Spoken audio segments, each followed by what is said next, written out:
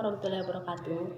Perkenalkan, nama saya Fatmala dari kelas BKI 7B. Kali ini saya akan menjelaskan tentang tahap-tahap bimbingan kelompok. Tahap-tahap bimbingan kelompok terbagi atas 4 tahap. Yang pertama itu tahap pembentukan. Tahap pembentukan merupakan tahap pengenalan atau tahap pelibatan diri terhadap suatu kelompok. Pada tahap ini umumnya para anggota saling memperkenalkan diri dengan anggota yang lainnya.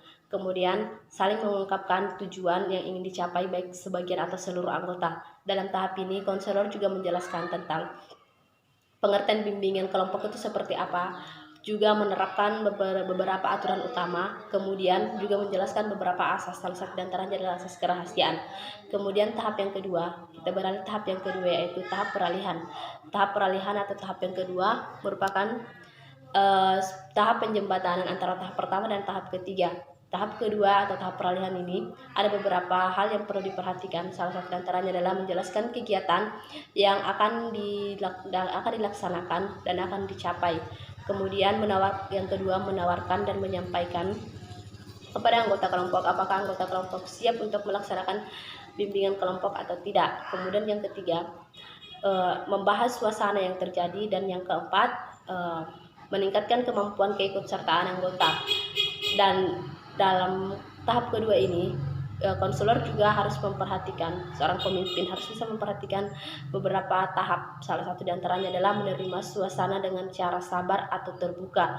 Kemudian yang kedua, tidak mempergunakan cara-cara yang bersifat langsung atau mengambil alih kekuasaannya. Ketiga, mendorong dibahasnya suasana dan perasaan. Kemudian yang ketiga atau tahap kegiatan, yaitu tahap ini merupakan tahap inti dari kegiatan kelompok. Maka aspek-aspek yang menjadi isi dan pengiringnya cukup banyak, dan masing-masing aspek tersebut perlu mendapat perhatian yang seksama dari pemimpin kelompok. Di sini tahap ini ada berbagai kegiatan yang dilaksanakan, yaitu pertama, masing-masing anggota secara bebas mengemukakan masalah atau topik bahasan.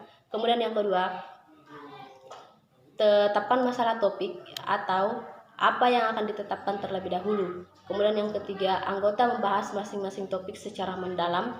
Dan yang keempat, kegiatan salingan. Kemudian tahap yang terakhir, tahap keempat atau tahap pengakhiran.